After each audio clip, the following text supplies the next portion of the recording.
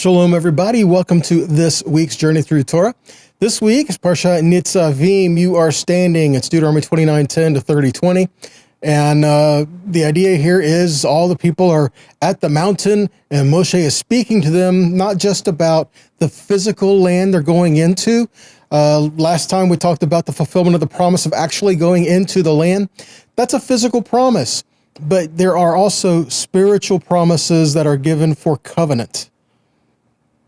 And that's some of the things we see this week, that Yahweh is asking us to stand in covenant with him.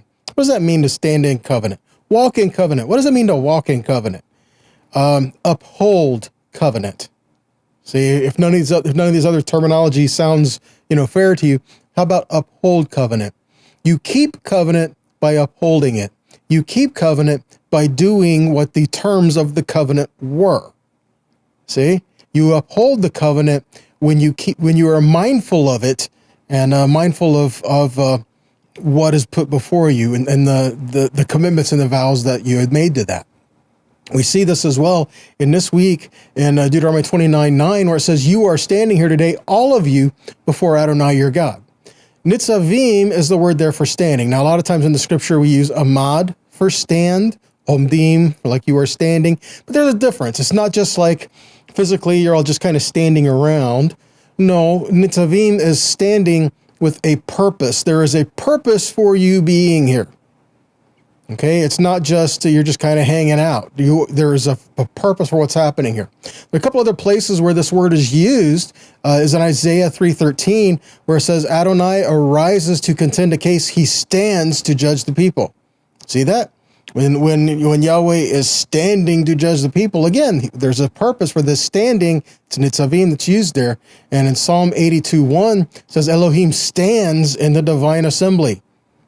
See, that Nitzavim, that's given there as well. Natzav is the word that's used. And so the idea is we are all supposed to stand before the Lord our God. And it's kind of interesting. As in many places, as you approach the Torah scroll, where they house the Torah scroll in the ark there, a lot of times it's written above it, says, "Know before whom you stand." And it is the idea of, as we approach him, yes, we bow, yes, we kneel, yes, we reverence and worship. But at the same time, we can stand, not just because of who we are, but because of the covenant position that he has given to us. So we can stand in what he has given us. We can be firm. We can be solid. We can have hope. And these are the things that Israel is being called to in this time. Okay? So Deuteronomy 29:9 says, "You are standing today, all of you," not just the men, not just the adults. No, all of you. All of Israel was important to Yahweh, and all of Israel had to collectively and individually have this affirmation of covenant, that I as an individual will walk out my covenant relationship with you, Yahweh, and in doing so, I acknowledge my relationship with my brothers and sisters as well.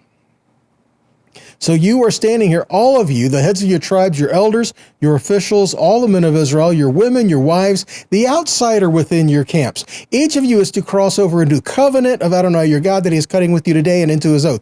See that?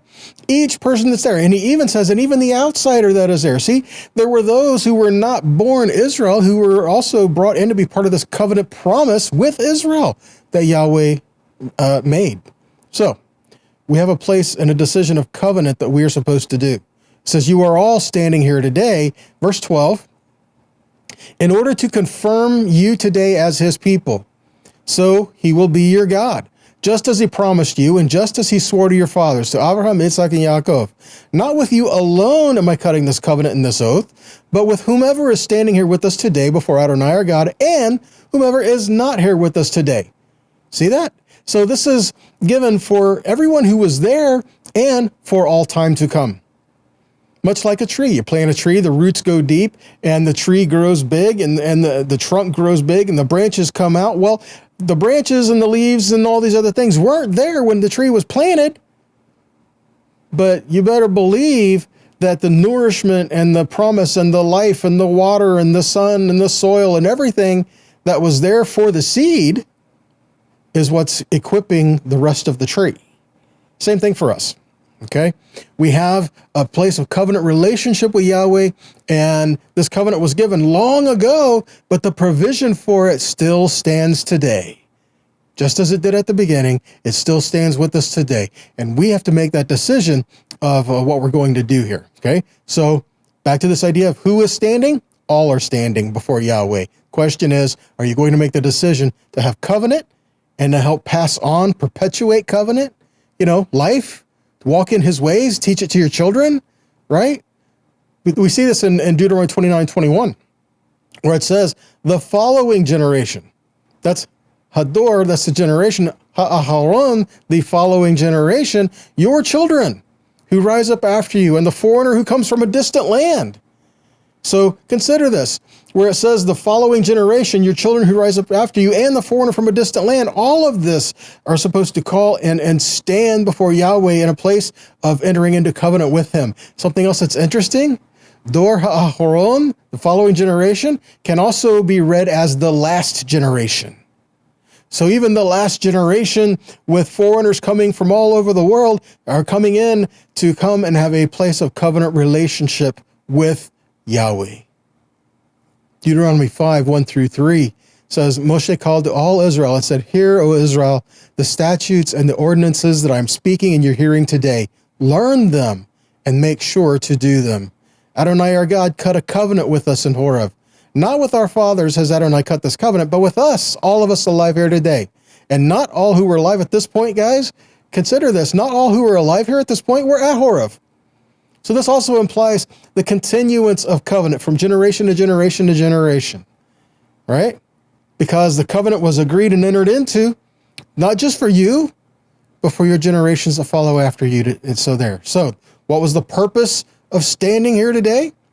To affirm covenant, to confirm you today as his people. Today you have made these decisions. Today you are set apart. You are here to cross over into covenant. When you cross over into covenant, you have these promises that he has given to you, and you're going to go into the land that was given to Abraham, Yitzhak, and Yaakov. You were given promises there in the physical realm, but even in the spiritual, you have a continuance of covenant that you can pass on and on and on. Not with you alone, but all who stand with us. All who stand with the people of Yahweh. One people called by his name. Romans 11:17-18 says, some of the branches were broken off, and you, being a wild olive, were grafted in among them and became a partaker of the root of the olive tree with its richness. Do not boast against the branches. But if you do boast, it's not you who support the root, but the root supports you. So again, if we're grafted into a people of Israel, we're grafted into a place of covenant and promise. We're not replacing anybody, but we're supposed to come alongside and be brothers with. And how do we do this? Yeshua, guys. Yeshua is our great shepherd that brings us all in to be one people in one land and called by one name. Matthew 15:24, Yeshua says, I was sent to the lost sheep of the house of Israel. Luke 15:4-7, Yeshua says, though he has 100 sheep and one goes away, is he not going to go after the one? No, he leaves the 99 to go after the one, and he brings them back. And even in this, guys, we have the idea that there's times when the one's going to leave.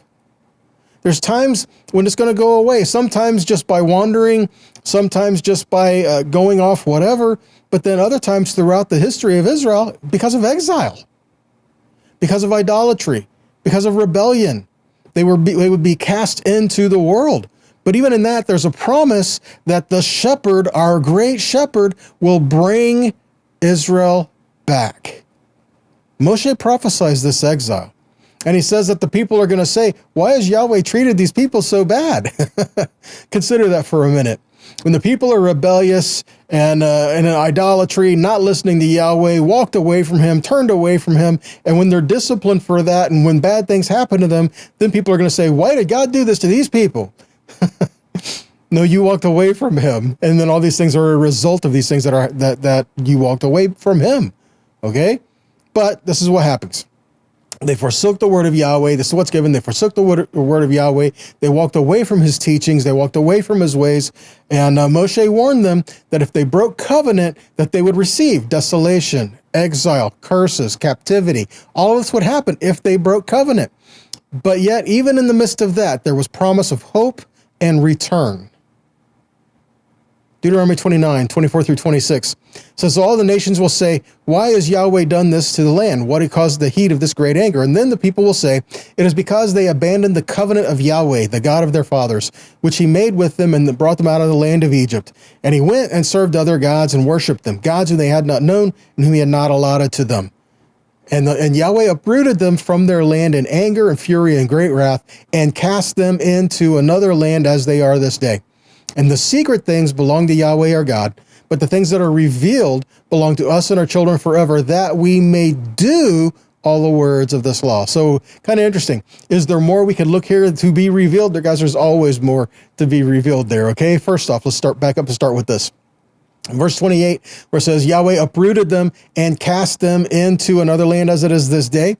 The word for and cast them is vayishlachem, and in the Torah, it's written very uniquely. Okay, let's put it that way. The word is shalach, which is also where we get the word shaliach, which means what we call as apostles, right? Yeshua's apostles. Shaliach is ones who were sent. So shalach is to send, to go forth, to sow, like S-O-W, to sow, and so this is what Yahweh says. So because of this, I will sow them into another land. Not just exile them and kick them out, but sow them, plant them in other lands.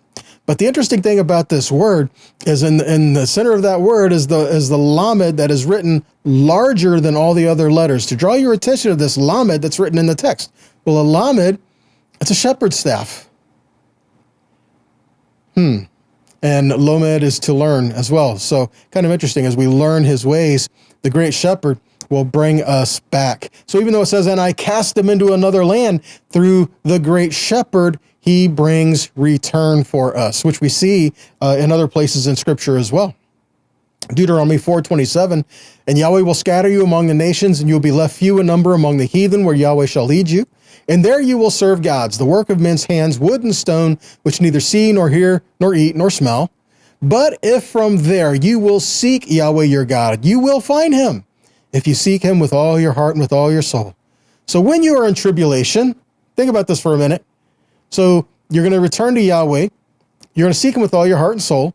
And when you're in tribulation and all these things come upon you in the last days, in the latter days, if you turn to Yahweh your God and be obedient to his voice. See, he's saying you're going to return in the last days. When tribulation comes upon you, you're going to turn to Yahweh your God, and you're going to want to hear his voice, and you're going to shema. You're going to do what he says. Ezekiel 34:12 and 13 says, as a shepherd seeks out his flock in the day he is among his sheep that are scattered, so I will seek out my sheep. See that? So his sheep have been scattered, and he says, I will seek out my sheep, just like sheep that are scattered, because we are. And he will bring all of them back. He will deliver from all the places where they have been scattered, and I will bring them out from the people and gather them from the countries, bring them to their own land, and feed them on the mountains of Israel by the rivers and all the inhabited places of the country. Jeremiah 50 verse 6 says, my people have been lost sheep. Their shepherds caused them to go astray. They've turned away on the mountains. They've gone from mountain to hill, and they have forgotten their resting place. Matthew 15:24, again, Yeshua says, been sent to the lost sheep of the house of Israel. And in Matthew 10:6 and 7, Yeshua says, go to the lost sheep of the house of Israel. And as you preach, go, saying, the kingdom of heaven is at hand. So now as you do this, understand, though you've been sent into all the world, Yahweh's bringing his people back home. The great shepherd, Yeshua, is gathering all his people back. Now, verse 29, chapter 29, verse 29 says, the secret things belong to Yahweh our God, but those things that are revealed belong to us and our children forever, that we may do all the words of this law. Interesting things. First off, it says the secret things. The word for secret is satar. Same word we use for Esther. Okay, which means something that is concealed, something that is covered. Doesn't mean it's not there. It doesn't mean it just means you can't see it. It's something, it's covered over, it's hidden. It's there, you just don't see it. Okay? So the secret things Those things that are covered over for now, that you can't see yet, belong to Yahweh our God, but those things that are revealed belong to us and our children forever, that we may do them, right? So the word for reveal is the word galah, same word that's used for exiled or to uncover something. See that? So those things that are hidden belong to Yahweh, but those things that are revealed, or those things that are exiled, that have been revealed, belong to us and our children, that we may do them, that we may follow through with his word and experience what he's called us to, and return to him and his ways. Deuteronomy 30, verses 1 through 6 says, so when all these things come upon you, the blessing and the curse that I've set before you, and you call to mind the nations where Yahweh your God has driven you, and you return to Yahweh your God and your children, and obey his voice and all that I command you today with all your heart and with all your soul. Again, to return, that shuvah, it's the same word used for repentance, right? To return and obey his voice. You can't return to him if you will not listen to him.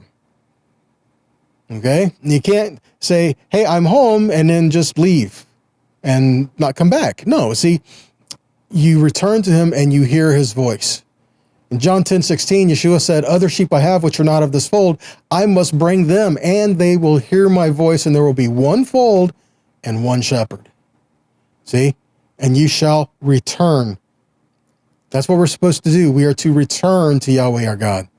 And then in Deuteronomy 30, verse 3, it says, then Yahweh your God will restore your fortunes, have compassion on you, and he will gather you again from all the people where Yahweh your God has scattered you. This promise of return. As you return to Yahweh, he's going to return you to the promises that he had for you and for your ancestors, and to the land he promised to Abraham, Yitzhak, and Yaakov, and all those that would be joined with them.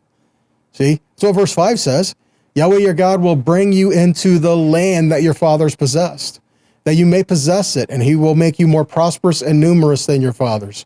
And Yahweh your God will circumcise your heart and the heart of your offspring, so that you will love Yahweh your God with all your heart and with all your soul, that you may live.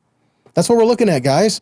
To have your heart set before Yahweh, to have his word written, engraved on your heart, to write something in your heart. When it says in Jeremiah that I will write my word on your heart, the word for write, katav, it means to engrave.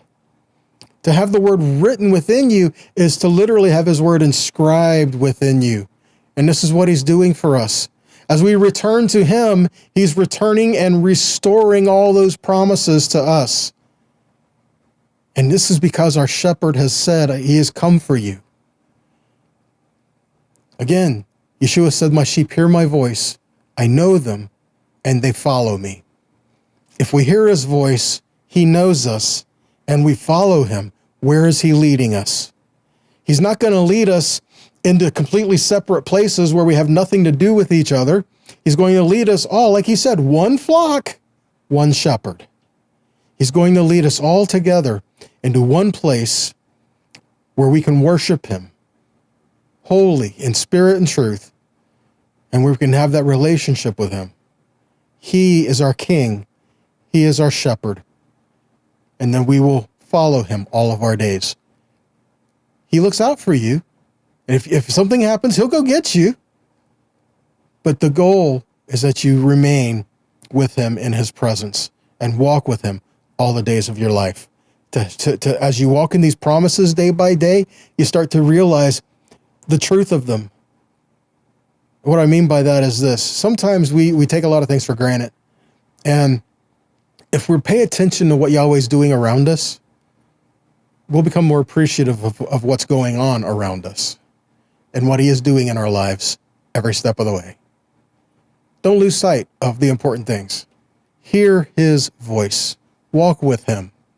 And continue to be that living in the kingdom that he's called you into. To show forth his light, his presence. Help change the world. And to help show people Yahweh is better than anything else this world has to offer. Let your light shine, all right? So that's all I got for you today, guys. I hope this has been an encouragement to you and hope challenged you a little bit too. That is the point, right? That the word changes us and encourages us. So if this has been a blessing to you, then please share it whatever avenue you watch or you listen to these, please share them, get them out there. If it's been a blessing to you, it's going to bless somebody else, right? So help get these out there.